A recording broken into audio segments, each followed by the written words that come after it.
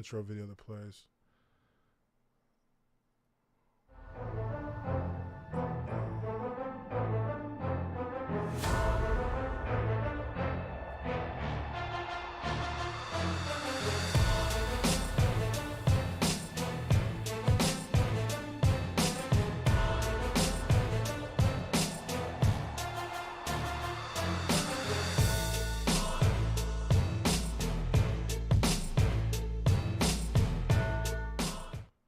What is going on, everybody? It's your observant lineman, Uche Nwaneri.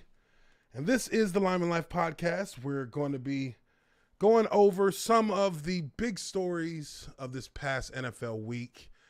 Now, obviously, we've got some big news coming out of the NFC East with the Washington football team. But before we get into all of that, I would like to introduce you guys to one of my special teammates from my time in Jacksonville, long time Philadelphia Eagle, 3-time Pro Bowler with the Eagles, and a friend of the Observant Lineman in the Lineman Life Podcast. Everyone, please give a warm welcome to my man, Trey Thomas, 3-time Pro Bowl tackle. How you doing, brother? Man, I'm good, my brother. I'm good. Can't complain. How's everything going? Everything's good, man. Everything's good. It's 2020. It's almost done. We done made it. Almost. Yeah. almost. We almost there. We trying to finish it up strong. And just wanted to, bring you onto the show. I know that this guy's got a busy schedule. He's got a lot of things he's got to handle. So he also tell everybody a little bit about what you're doing right now. I know I've seen you on a number of different. You have your own YouTube channel. I saw that. Yeah. And I was shouting out. I have my own YouTube channel where I go down and I break down some games. So it's called In the Trenches with Trey Thomas. I also do another YouTube channel where it's two other guys that I played with, Todd Harrimans and Jamal Jackson, during my time here in Philly, where we have a YouTube channel called Tales from the Blind Side. Then I have another YouTube channel that's called Grilling the Birds, where I work with one of the anchors from around here in Philly, one of the beat writers that was here for a while, named Derek Gunn. So I do some stuff with him, and then I work with Inside the Birds, where I do some pregame shows. I work with 94.1 WIP, doing some postgame shows there, and I have a weekly segment with them. So man, just keeping busy, man. Keeping my mind going. That's good, man. It's good to hear that. Good to hear that. When I was in Jacksonville with Trey, you were with us. That was what, 2010, 2000. Yeah, the 2009-10 season, man. On my way out. Oh man, I'll never forget, dude. I will never forget in my entire life that last preseason game when you was on the sideline, right? and Trey, and you can tell if it's any different, but Trey was brought to our team as that kind of mentor player, like a coach player, where he could mentor both of our tackles that were drafted, Eugene Monroe and Eben Britton. Eben's been on the show a few times. And he was brought in, more specifically to mentor those guys. Basically, here's a whole bunch of money. You come in if we need you. We know you're ready. Yeah. But really, we bringing you in so that we can get these young guys ready to go, because these are supposed to be two players that are going to kind of be the linchpins of at the tackle positions for the O-line, and we need a good O-lineman to teach them how to play O-line like that. So, so you got a 3-time Pro Bowler, 13-year vet. Yeah, that's good. Now, there's some unwritten rules to go along with that, though. You know what I mean? There's some unwritten rules. I was just telling this story the other day. and I'm sitting there. This is the 4th preseason game. Like, the 4th preseason game, everybody knows what it is in the 4th preseason game. You putting in the cats who were on the bubble, the cats who were just trying to make it. They just hanging on for dear life. Yeah. And, this whole game, Trey just been chilling the whole game, walking around. He ain't got his helmet with him. He got a little bag of sunflower seeds, walking around, just kind of keeping an eye on things. And I don't remember if it was like maybe the middle of the fourth quarter. Yeah. And Andy goes over. Andy Heck, our offensive line coach. He's currently the O-line coach out in Kansas City. I talked to him about a month ago. Mm-hmm. Andy goes over to Trey and is like and look, I didn't see this happen. I saw it from a distance, but I didn't know what they were saying. All I know is Trey come back over to the O-line and we like, well, what happened? He said, look, Andy, I got 13 years in the NFL. I got 3 Pro Bowls. They got all the film they need on me. Ain't no way you getting me out there to go out there and get hurt with these young vagabonds just running around like wild men. Hey, you know what I'm saying? 4 quarter, man. Come on, man.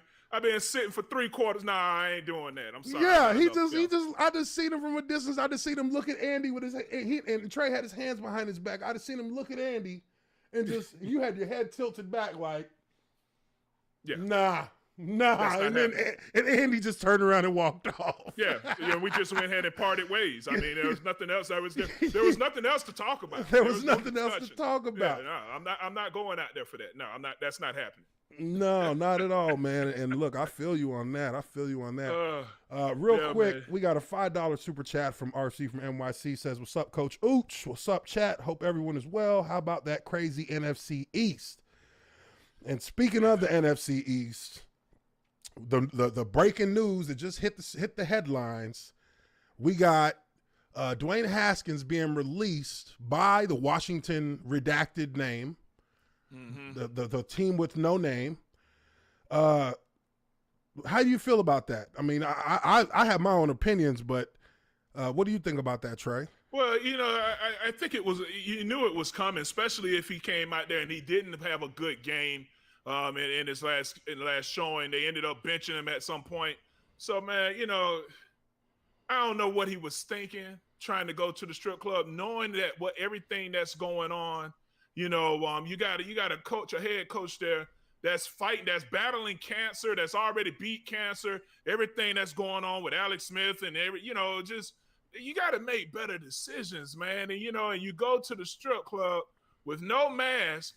And, I was like, you know what? Maybe he on to something. Maybe butt cheeks, cocoa butter, and body glitter might purify the air. I don't know. Butt cheeks, cocoa butter, and body glitter purify the air. It might purify the air. I don't know. Maybe he might be on to something. But, I mean, they after they got the footage, man, they stripped him of his captain badge. Snatched his badge off of him, tossed it in the trash. And then that was that, and then he went out there and had an awful showing. So, and then he didn't want to talk to the media after the game. So I knew that something was going to happen. Now, I didn't know he was going to get released, but hey, I mean, let it be, learn from it, young guys out there, man. And that's another thing too, man. When you have a guy where you're young and you get drafted in the city that you grew up in, and you have all the money in the world, you got all your friends there, but you don't have anybody around you telling you, hey, man, I don't know if that's the right decision. Especially with the way that everything's going right now, and even with all these with everybody's sensitivities to it, the league has been kind of been derailed a little bit by the whole pandemic. I mean, we've had teams we've had a football game every day of the last week. That's the first time in NFL history that's ever happened. Yeah, NFL game has been played from Monday to Sunday. And but I have to give the league props though, man, for being able to get this season through. They pushed through, and they were like, "Hey, man, you know what? You don't have all your receivers, Cleveland. Too bad. We gonna keep grinding." Sorry, the machine don't stop. We got to get this bread because ain't no seats in the stands. We got to get them TV ratings. We got to get that revenue at least. Exactly. And it's crazy because, with his situation, I just. I looked on Twitter, and kind of gauged people's responses, and it's crazy to me that there are people who try to look at this like, oh, it's because he's black. I'm like, hold up now, slow down. No. It ain't because he black. It's because he suck. It's because he sucks, and that's what it boils down to. Is that at the end of the day, they gave this cat multiple opportunities to prove to show them something, to show them a reason why they should keep him. And not only did he not really show them anything worthwhile on the field, but he was making all the wrong decisions off the field. He's going to strip clubs during a pandemic when you're one of the few teams that hasn't had to sit players because of the pandemic itself. And you're in the battle for your division title, literally. Got a chance to make it to the playoffs. Got a chance to make it to the playoffs. All these things on your plate that can elevate your own career, can take you to another level, can make you a better player, can give you a better image. All these things are laid out right in front of you, and you decide you're going to bust a left and go to the strip club. And then this wasn't his first issue now. Yeah. I mean, you had earlier, I guess at the team hotel, he was trying to sneak guests into the hotel. Yes, he was already trying to sneak. He was trying to sneak females into the hotel. We all know how that plays out. Yeah, man, come on. I mean, he was just doing dumb things that were he was putting himself ahead of the team on multiple occasions. And this is, and it's one thing when they feel like the season's a wash, but fate would have it that the NFC East will be the most garbage division in football, where nobody has a winning record. Therefore, everybody's still in the running, and they at the top of it. They got a defense that's playing lights out for that damn team, and keeping them in a position where, we all know that they probably shouldn't be in that position to begin with, but it is what it is. That's what the NFC East is. And you put all these things considered, you decide that you're going to go ahead and go to the strip club. Probably was on like a Thursday or a Friday night. Yeah. And I mean, who knows if he picked up anything there, and now half the team may have it, and you don't know.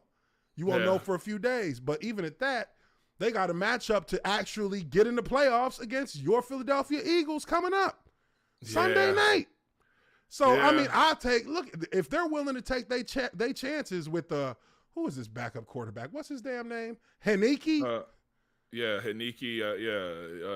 Yes. It's Taylor Haneke. Taylor Haneke. Yeah.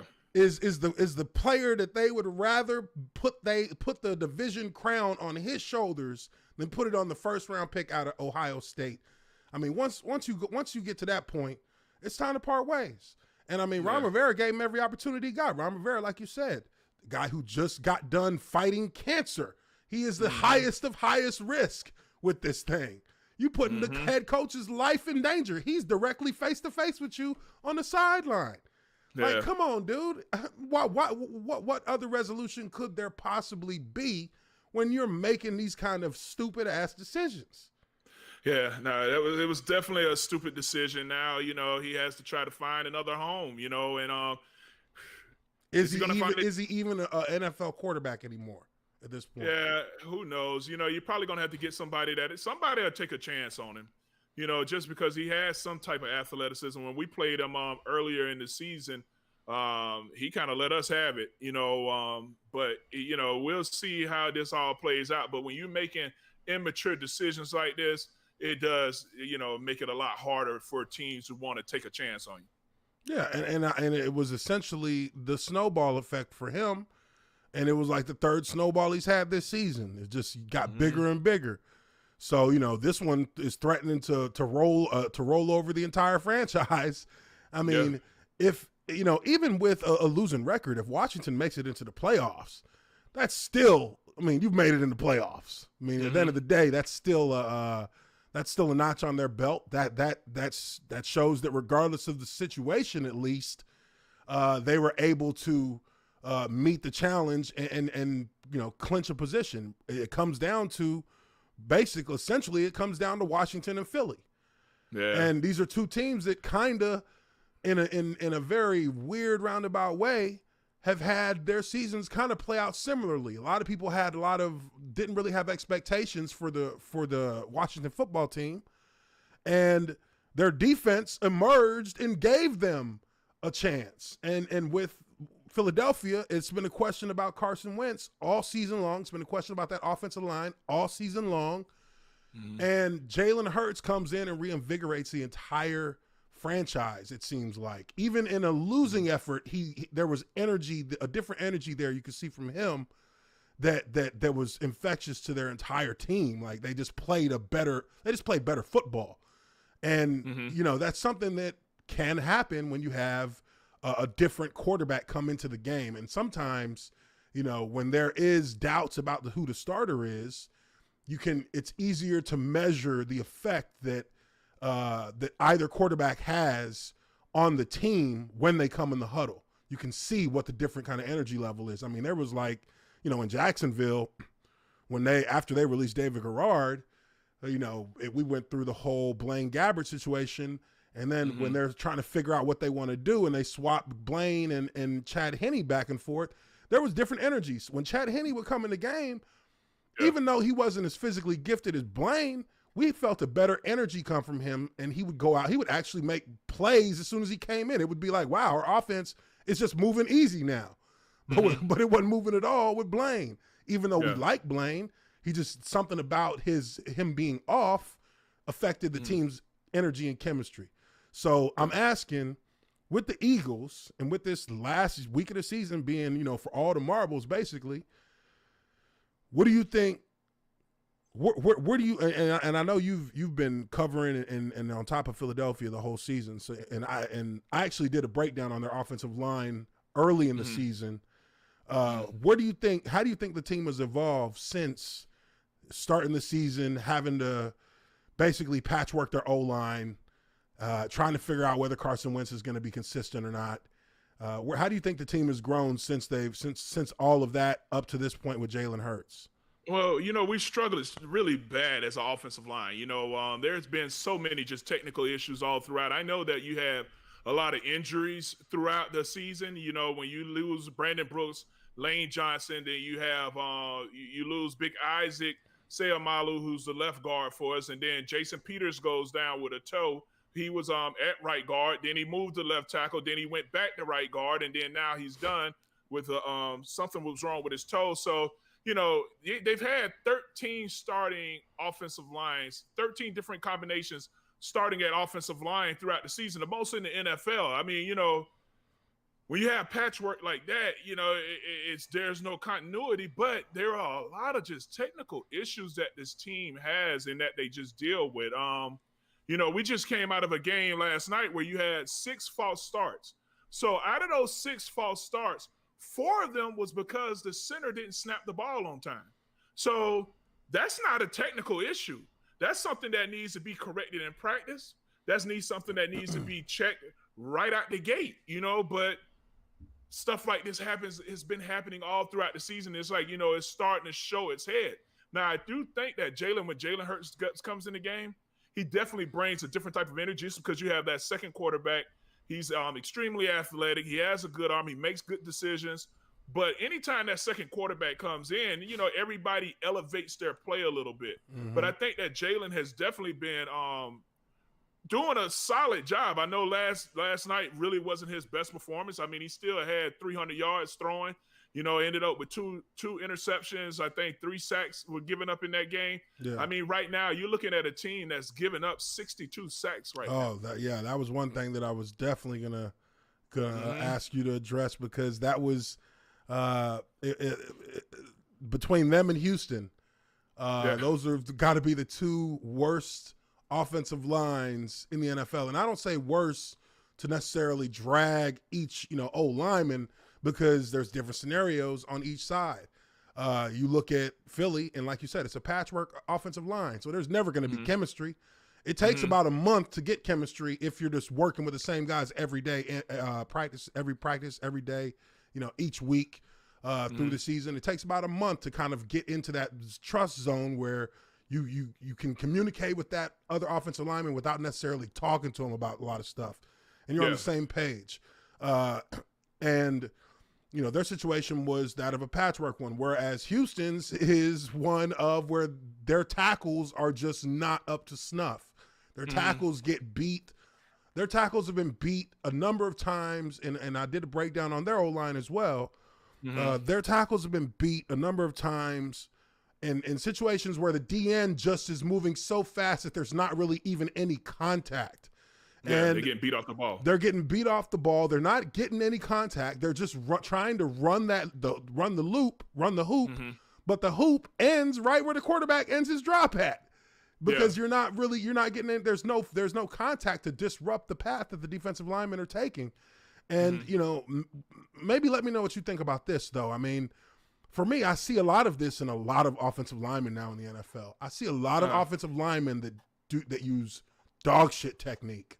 Like, technique is bad. Awesome. Yeah, and that's why I do my videos. And even when you show people the stuff, they still don't get it. You know what I'm saying? And technique, people don't understand is huge at the offensive line. Technique is for an offensive line, and like one of the things that you look at I did a breakdown on Houston's offensive line as well, because I went back and I looked at what New Orleans did against them, and how they got like 6 sacks in the first game last year.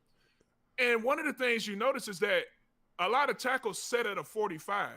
You know what I'm saying? So they set at a 45 no matter what. No matter what. A 45 angle. And you're creating space between you and the guard, and that they get beat with games every single time. I see offensive linemen get beat with games so routinely. I mean, I was confused for a little bit. I was like, wait. I remember we used to drill this type of stuff all the time. And I always tell people, I always tell my audience, Andy Heck, who's the O-line coach now in Kansas City. That guy, I mean, he was my offensive line coach for the majority of my career. And the other offensive line coaches that I've been around since him, none of them understood or taught technique in the way that he taught it for me. Like, I feel like he's the best offensive line coach in the NFL because of the way he teaches the technique. And if you look at a team like Kansas City and their offensive line, which is right now a patchwork offensive line, they're still protecting very well for Patrick Mahomes. And Patrick Mahomes is mobile, yes, but he's elusive. But I mean, look, Michael Vick got sacked 30-something times in a season. Deshaun Watson has been sacked damn near 60 times this season. Those are elusive quarterbacks as well. Your O-line is the only barrier, and if their technique isn't sound and isn't consistent, then you see a lot. That's where you see quarterbacks who you look at and you think, why is Deshaun Watson taking all these hits? Why is Deshaun Watson? He's a quarterback that can get away from pass rushes quite easily. It's because there's only so much a quarterback can do when the pocket is non-existent to begin with. Yeah, and I think what you're starting to see as well is that defensive coordinators are starting to understand protection a lot better. So they know, okay, if you know that you have slide protection, and say we're going to have slide protection going to the left, all right? So that means that the center is going to the left. So if you got a slide side and slide protection, you're going to have a slide side and you're going to have a man side. So you know that, all right, if the center is going left, then that right guard and right tackle are man. So now I want to bring my games and all of that to the right. Why bring my games to the side that the center is going to? So you're starting to see that defensive coordinators are starting to get a lot more craftier in the way they want to attack some of these offensive lines. They're not just calling games just to call games. They know, okay, I know that this running back has a dual read. Well, then now, all right, now we're going to go ahead and bring this. We're going to bring all these other stunts and games, and you're going to bring it away from the center's help. And you're starting to see a lot of protection breakdowns. I think that along with technique, I think the art of understanding where the zone pressure is coming from, where the nickel nickel cornerback is coming from, people don't read safeties anymore. Yeah, you saw. Yeah, and the safeties position gives away what the defense is doing all the time. Yeah, you know where the blitz is coming from, but still, you see a guy don't even slide out. We had a guy, and it was just I watched this game last week, and we just played a game against, what did we even play? I mean, I've been going over Arizona. So the right tackle had a dual read. Okay, so in a dual read, I was always taught, because Juan taught us how to count steps, so I already knew that based off of whichever foot that defensive end had back, I knew how many steps I had to get to make contact with him. Yeah. So I would count steps. So I would look at his stance and know, all right, I need to get the 3 kicks, so I need to get the 4 kicks, so I need to take 2 based off of which stance he's in and then his alignment. But here we have our right tackle. He's in a dual read. And what I'm saying is a dual read is that he has the most dangerous man. He has a linebacker standing over him and a defensive end outside. Now, he has to take the most dangerous guy. The running back is out of the protection. So that means that we're in man protection. So he has a dual read. He steps to the left. Instead of setting vertical, you set vertical so that you can break one way or the other. You set straight vertical, back. You set vertical. You keep eyes on the inside guy. You set for the widest guy. So when he goes with the running back, bam, you can redirect outside, take care of the defensive end. But instead of doing that, he stepped to the left. Well, now and then puts himself in a complete hole against the D end if he's rushing. There's no way. You got to be Usain Bolt to get back there for that defensive end. And, of course, it ended up being a sack fumble because, I mean, he couldn't get back to the guy. And I'm just like, man, who taught you that technique? Yes. So I'm wondering, who told you to step to the left? And what I find is that even though you have coaches that are in the NFL, man, it doesn't necessarily mean that they understand how to teach protection. Yes. And that's one thing that a lot of people don't get the chance to understand, because only way you would know these things is if you own a team. Like, for instance, I'll go back to Blaine Gabbert. A lot of people say Blaine Gabbert is trash because he's trash. I'm like, no, Blaine Gabbert is trash because he had terrible coaches at the beginning of his career and they ruined his career. He had an offense. He had a tight ends coach who had never been a quarterback coach in his entire career, get moved to quarterback coach to coach him as a rookie. Okay, you want him to fail. That's what you're telling me. But we look, and I think you can see this. We're looking at this rush here by Aaron Donald. Pro Football Focus puts this up there and says, oh, he's insane. Look, I'm not even going to front, no cap. I could block Aaron Donald.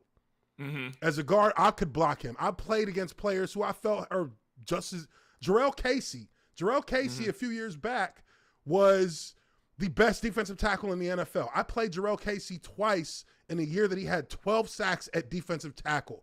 His worst game of the season was against me. He had one tackle, one pressure, no hits, no sacks. Yeah. And he was, and I mean, look, the dude was athletic. He was like a slightly thicker Aaron Donald. And he was in his peak prime. Yeah. And I mean, he was good. I watched him on film, and I watched him dominate numerous offensive linemen with one move. He didn't even use a follow-up move. He just used a jab inside, swim to the outside. And he was making guys look like clowns. Which foot did he have back? He had his inside foot back? He had his outside foot back because he's going to push from his outside into inside to make you think that he's rushing your inside. And then he's going to jab. It's a two-step jab. He's going to take his first step inside to your inside, and then he's going to push off that leg and bounce back to your outside. He's going to feint you to the inside with that shoulder to make you think he's going to try and rip inside, and then he just bounces right back around you. And I play, I studied that film on him for the entire week, and that was his go-to move. First play of the game, he tried it. I took a quick. Remember the jelly set we had with the jelly? How Andy would tell us a jelly set. I took a quick jelly. I took a quick step back instead of following him inside. I just stepped back because he did the move without me touching him. Yeah, I just stepped back, and as soon as he pushed off his leg, I sent him flying into the defensive end. Yeah, and they both fell down together. And now that's another thing that I noticed that guys have gotten away from is punching. Oh, thank you. This is what I said right here on this clip. Yeah. It says, and my bad, let me just read this real quick. They say Errol Donald is still insane. And my response to that from Pro Football Focus was, or that's just a really bad set. Eyes down, hands coming from under instead of shooting through with a 6-inch punch, weight leaning feet outside instead of having a base.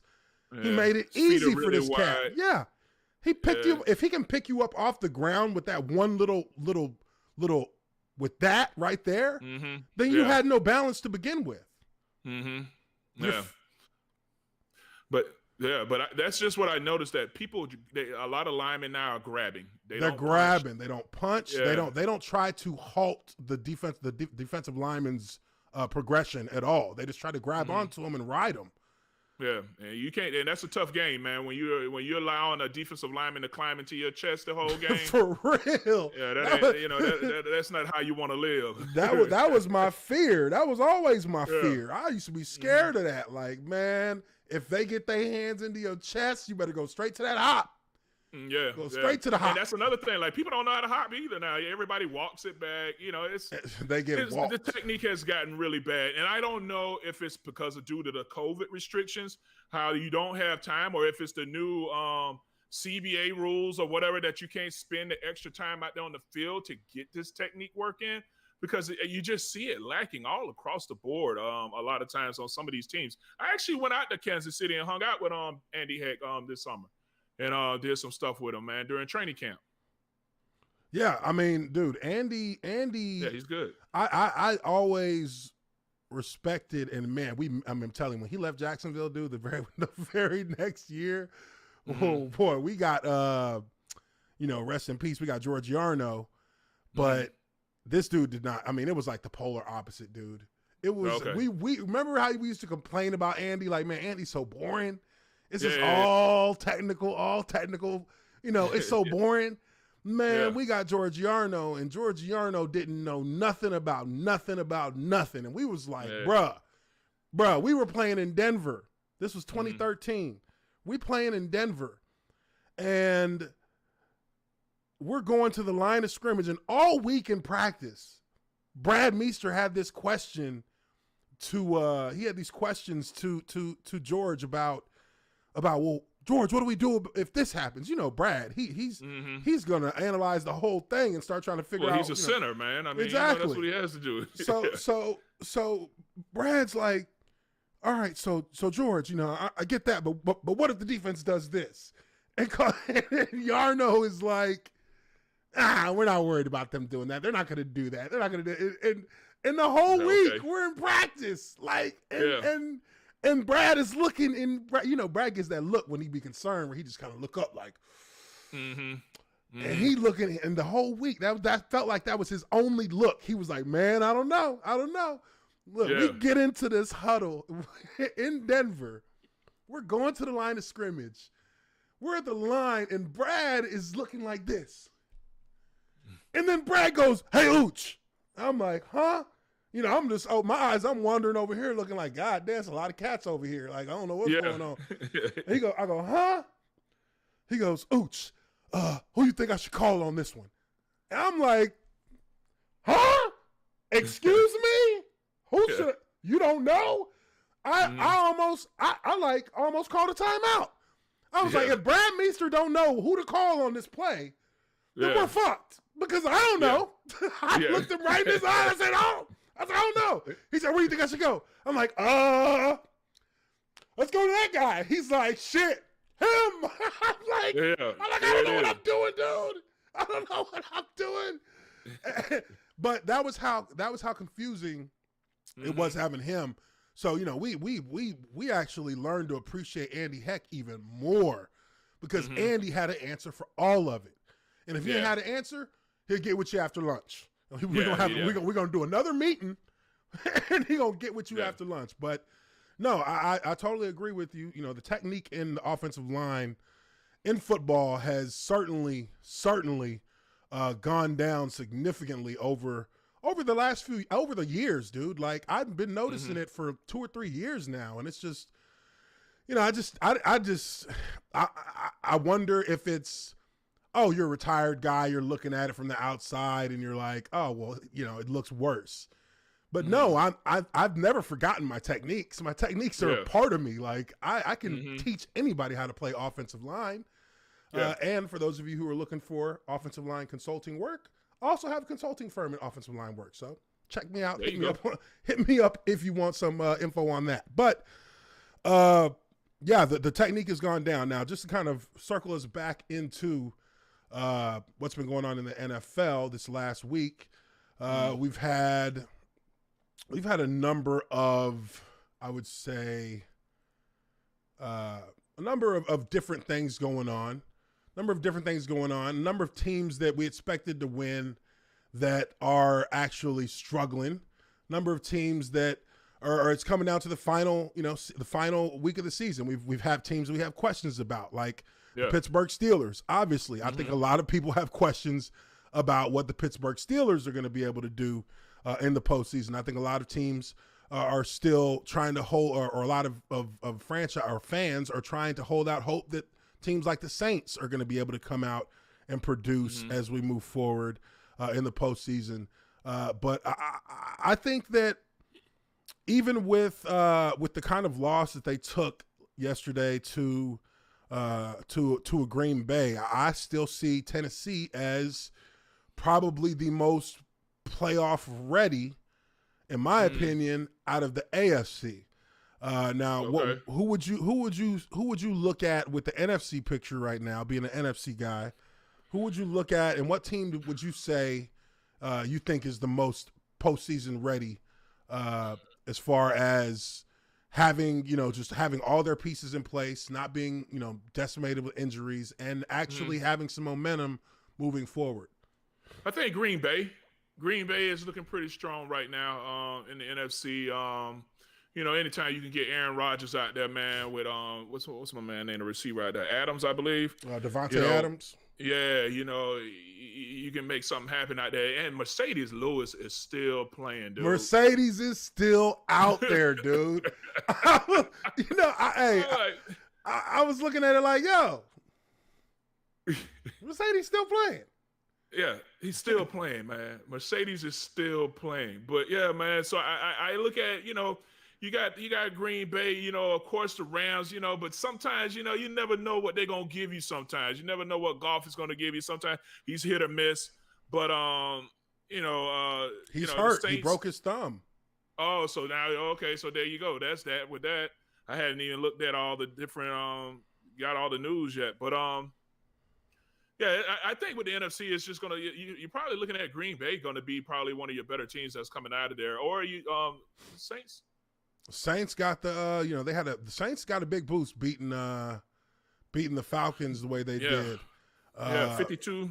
Yeah, they got a huge boost from that. That was Alvin Kamara with what? That was with Alvin Kamara with the 6. 6 touchdowns. Was that against the Falcons, or was that against who was that against? No, they beat Alvin Kamara. No, he beat Minnesota with that. Yeah, Minnesota. That's right. Minnesota. And then now you can't count Brady out down there in Tampa, man. Because they got a nasty defense down there. Man. Anytime Brady get in the playoffs, man, the Bucs have been one of them teams that they've been so streaky this year. I feel like they as soon as they get 2 wins in a row, they regress back to prior to being the team they were prior to the 2 wins. Yeah. And Tom Brady, I give him his credit on the fact that he came out, he finished the season, he's helped carry the team. He's also helped hurt the team. But he is delivered in a way that I don't think Jameis Winston would have given more time, obviously.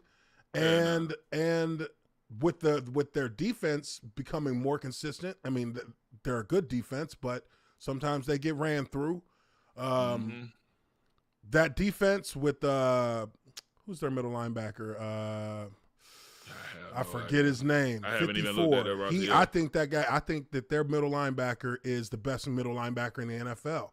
I forget his name. I think I forget. Somebody will say what it is in the chat, I'm sure. But their defense when it comes on, I can see them being a big threat. They have to be able to make the big plays with their stars on offense, though. That's where they've had inconsistencies. Mike Evans had a good year, but he hasn't had a Mike Evans year. He's the past, I think, 4 seasons or so, he's averaged over 1,000 yards receiving and double-digit touchdowns or close to double-digit touchdowns. This year he's hovering at 900 and half the amount of touchdowns. I think that when you look at the NFC, momentum is going to matter, and that's where I think Green Bay has to, Green Bay has to take advantage of being at home, because the last 3 years we've seen this same kind of story from Green Bay. They got all these wins during the regular season. They look like they're going to be that unstoppable force, and it just takes a good defensive game plan in place for one game against Aaron Rodgers.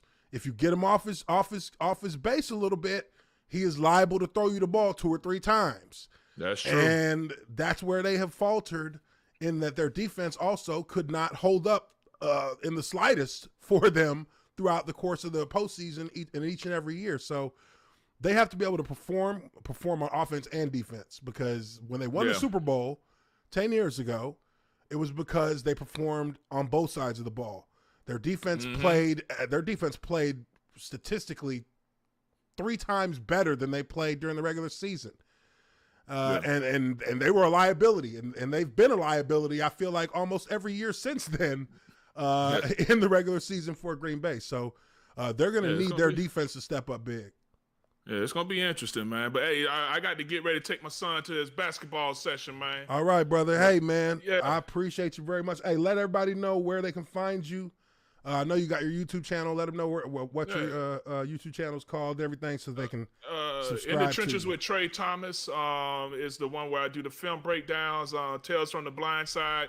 My guys, we break down the games, grilling the birds. Man, shit, that ain't hard to find. You know what I'm saying? But all right, man, I got to go ahead and get my son, man, take him to his basketball session. All right, Trey, man, be good, brother. Catching up with you, my brother. Yes, sir. Yes, sir. Have a good one, all right? Now. Yeah. All right, now.